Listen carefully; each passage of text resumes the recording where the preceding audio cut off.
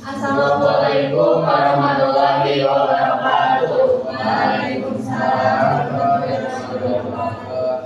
Yang kami hormati Ibu Siti Fitrianti selaku dosen pengampu mata kuliah Bahasa Indonesia dan teman-teman yang kami banggakan. Berdirinya kami di sini akan mempresentasikan hasil dari kerja kelompok kami dengan materi yang berjudul mengorganisasikan definisi, fungsi, struktur, serta menganalisis bahasa artikel ilmiah. Yang pertama, sebelum masuk ke materinya, perkenalkan saya Marta Novaliana dengan digit NPM terakhir 072 selaku moderator.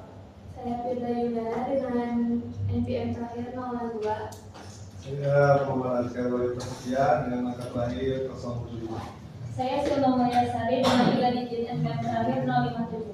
Saya Miftah Maulana Haji dengan nomor NPM terakhir 060. Saya dengan kerja kebelah 7 NPM 030. Baik, kita masuk pada materi yang pertama, pengertian artikel ilmiah yang akan dibacakan oleh Firda. Padanya silakan. Di sini saya akan menjelaskan mengenai pengertian artikel ilmiah. Menurut KBBI, artikel adalah karya tulis yang lengkap. Tulisan tersebut membahas satu topik secara utuh, tidak setengah-setengah dan memiliki susunan yang jelas. Sedangkan ilmiah adalah sesuatu yang sesuai dengan kaidah ilmu pengetahuan. Artinya, penulisan itu tidak berdasarkan opini penulis saja, tetapi berdasarkan teori, data, fakta maupun metode yang dapat dipertanggungjawabkan. Jadi, artikel ilmiah adalah suatu tulisan yang berisi gagasan, ide, maupun pemikiran penulis yang dibuat melalui proses penelitian langsung di lapangan ataupun melalui kajian teori dan disusun dengan struktur yang sistematis sehingga hasilnya dapat diuji kebenarannya. Terima kasih kepada Firda yang telah menjelaskan pengertian dari artikel ilmiah. Kemudian materi yang kedua itu fungsi artikel ilmiah yang akan dijelaskan oleh Azkar. Baik, saya akan menjelaskan fungsi artikel ilmiah. Itu yang pertama, sebagai sarana penyampaian ide penulis dalam mengembangkan imajinasi serta pemikiran yang kreatif. Yang kedua, untuk memberikan dukungan agar mampu berpikir secara sistematis. Yang ketiga, memahami tujuan penulis, mampu menguasai kompetensi dalam setiap tulisan yang dibuat. Yang keempat, sebagai sarana publikasi hasil dari pemikiran secara ilmiah melalui jurnal ilmiah maupun karya tulis ilmiah. Yang kelima, itu sebagai memberikan dampak akademis atau pembelajaran bagi pembaca yang mencari referensi tulisan. Sekian dari saya. Selanjutnya materi yang ketiga, struktur artikel ilmiah yang akan dijelaskan oleh Silma dan Miftah. Kepadanya dipersilakan. Baik, yang pertama adalah judul. Judul merupakan bagian artikel yang paling banyak dibaca orang serta sangat menentukan nasib suatu artikel ilmiah selanjutnya. Apakah artikel tersebut akan ditelaah serta dimanfaatkan atau tidak sama sekali dipedulikan. Yang kedua, garis kepemilikan. Bagian ini merujuk pada hak kepengarangannya dan hak kepemilikannya, yaitu lembaga tempat dilakukannya kegiatan tersebut. Atau dapat dikatakan bahwa penulis berada di bawah naungan instansi atau lembaga tertentu. Yang ketiga, abstrak. Abstrak adalah penyajian singkat keseluruhan artikel dan merupakan bagian artikel kedua yang paling banyak dibaca setelah judul. Abstrak berisi pokok masalah dan tujuan penelitian, menunjukkan pendekatan atau metode yang dipakai memecahkannya, dan menyebutkan temuan penting serta simpulan yang didapatkan. Yang keempat, kata kunci. Kata kunci atau bisa disebut dengan keywords adalah kata yang bermakna dari sebuah kode dokumen yang dapat dipakai untuk mengindeks kandungan isinya. Kata kunci sengaja disajikan untuk membantu pembaca yang mencari artikel dengan yang terkait dengan permasalahan yang dihadapinya.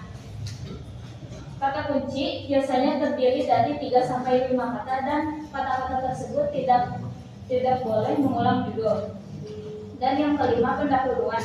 Bagian ini berisi paparan tentang penelusuran perpustakaan atau teori yang relevan dengan masalah yang dibahas. Paparan tersebut dimaksudkan untuk menyusun kerangka atau konsep yang akan digunakan dalam penelitian. Terima kasih, saya kembalikan kepada moderator. Selanjutnya, struktur ilmiah dari 610 akan dijelaskan oleh Nisa. Baik, makasih Pak Moderator. Saya akan melanjutkan membahas struktur artikel ilmiah. Yang keenam, metode penelitian. Metode penelitian itu seperti apa? Metode penelitian itu cara kita meneliti suatu masalah, ya. Jadi metode penelitian cara ada dua jenis metode penelitian. Yang pertama kualitatif dan yang kedua kuantitatif. Kualitatif adalah cara ya, di kualitatif ini lebih fokus ke wawancara dan menanyakan kepada narasumber langsung. Beda dengan kuantitatif, beda ya. Kuantitatif itu data ya, data yang sudah ada, grafik seperti itu. Dan selanjutnya hasil dari penelitian itu kita hasil dari penelitian itu kita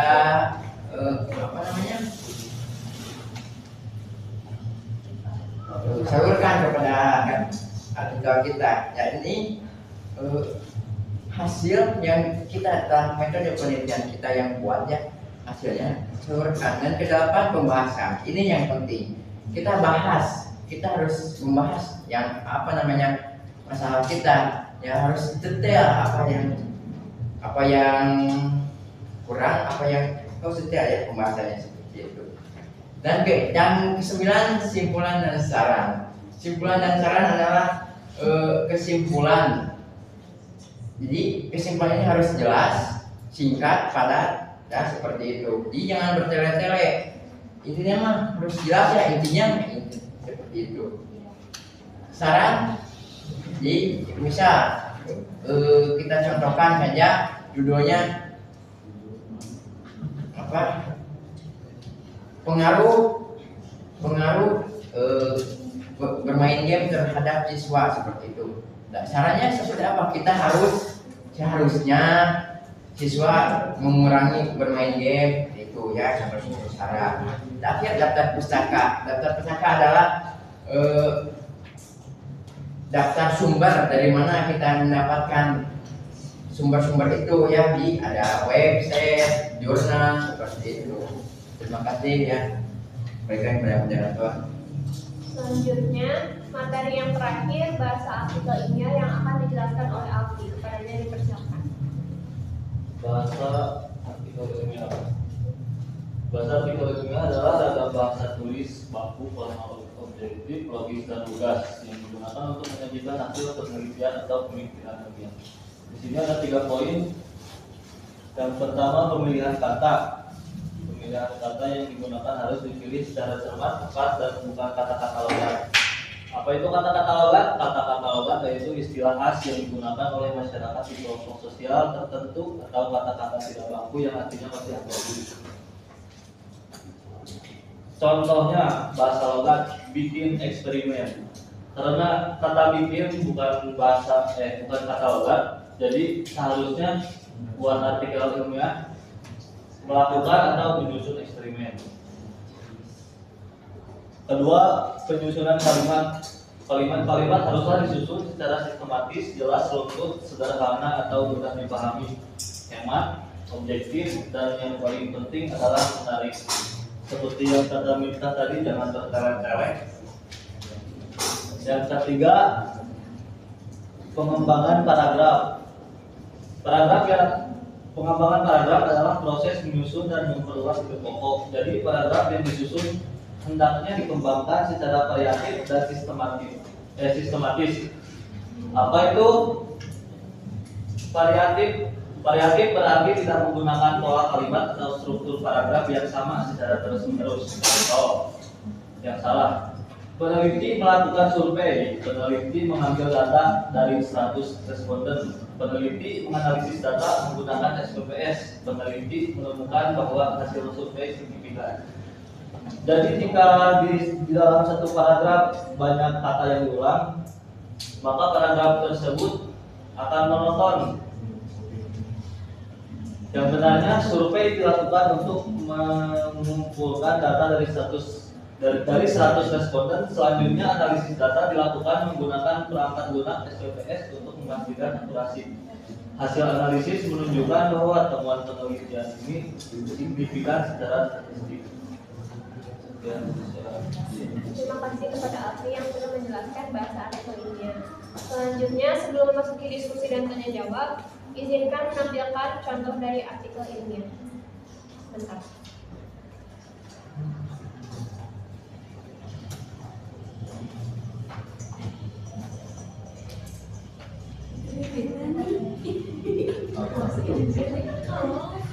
Iya.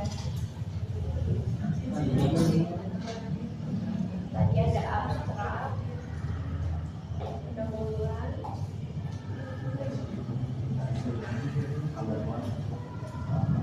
metode, hasil dan pembahasan,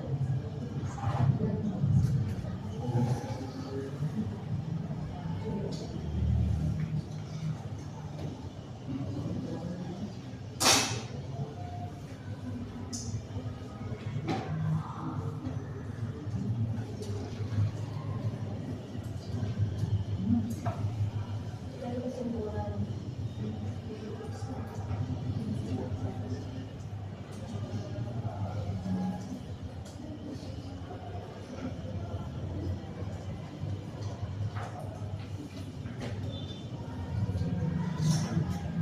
Udah jelas? Atau mau ulang lagi? Ya.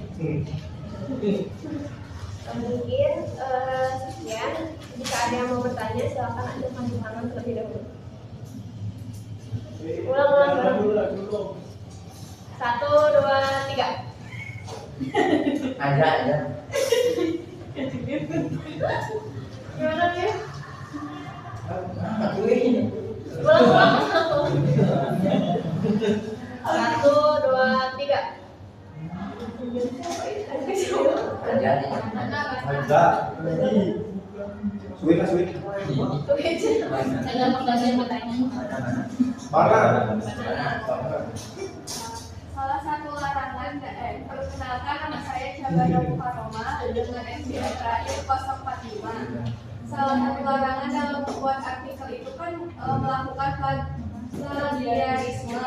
Nah, bagaimana cara memastikan artikel ilmiah bebas dari plagiarisme? Satu pertanyaan apa gimana ya? Satu aja.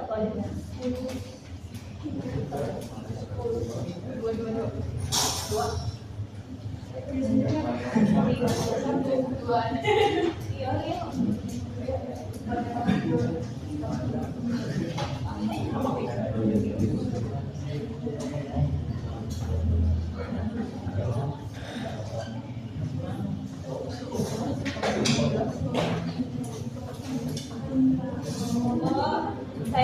Kami susun dulu untuk jawabannya sebentar ya. Cuma satu pertanyaan. Tiga tuh. Gimana moderator? Dua aja. Gimana nih, Bang? Tiga. Satu lagi. Dua. Satu pertanyaan lagi silakan. 1, 2, 3. Tadi kan dalam memperkenalkan diri nama saya Raja Rahman dengan nomor IPN bahkan 037. Dalam struktur artikel ilmiah, nomor 6 itu tadi disebutkan metode penelitian. Terus berdasarkan penjelasannya, metode penelitian ini ada dua, ada kualitatif dan kuantitatif. Nah, selain penjelasan yang tadi sudah disebutkan oleh Miftah, apa sih perbedaan lain yang sangat membedakan kualitatif dan kuantitatif? Terus sama kalau bisa dikasih contoh, ditampilin mana yang kuantitatif, mana yang kualitatif. Terima kasih.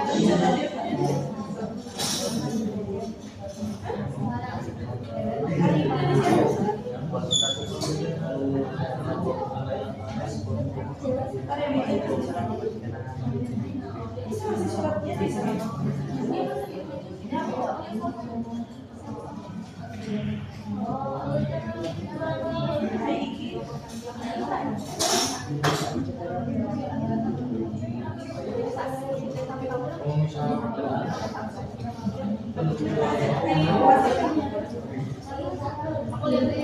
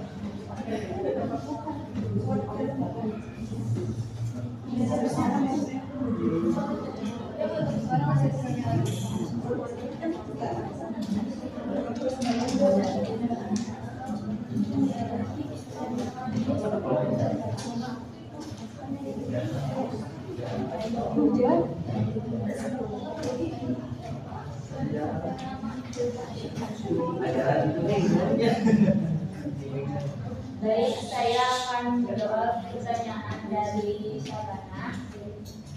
Jadi, itu gunakan sumber yang kredibel dan dapat dipercaya. Yang kedua, parafrase ide orang lain dengan kata-kata sendiri dan berikan citasi yang tepat. Ketiga, jika menggunakan kata-kata orang lain secara langsung, gunakan tanda kutip dan berikan citasi.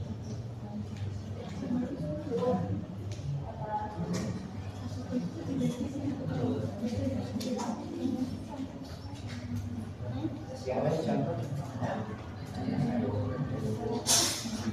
Ada contoh ada. Ada.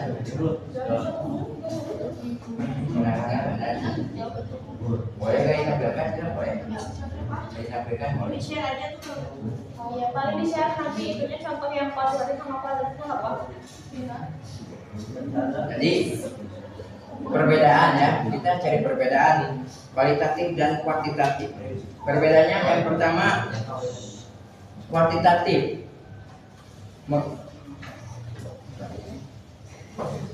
dapat dihitung dengan angka. Jadi harus detail ya angkanya seberapa. Jadi kita misal meneliti kepada satu sekolah, apakah sekolah ini selalu suka makan, misalnya seperti itu, berapa persennya, harus detail ya, kuantitatif. Dan perbedaannya kualitatif deskripsi penjelasan di pernyataan seseorang. Jadi dengan kualitatif itu dengan wawancara, menanyakan kepada narasumber yang tadi saya bilang ya. Jadi harus tektok ya, kuantitatif. Dan cirinya ada ciri-cirinya ya. Kuantitatif yang pertama berbentuk angka. Kuantitatif itu berbentuk angka, grafik, jumlah, mengukur dengan rumus statistik. Nah, beda dengan kuantitatif. Kuantitatif dengan kata-kata kita sendiri, respon orang lain ya, atau narasumber yang tadi saya bilang, wawancara, observasi, dan pengalaman yang mendalam seperti itu. Terjawab? Baik, sekian dari kelompok kami. Mohon maaf bila ada kesalahan. Wassalamualaikum warahmatullahi wabarakatuh.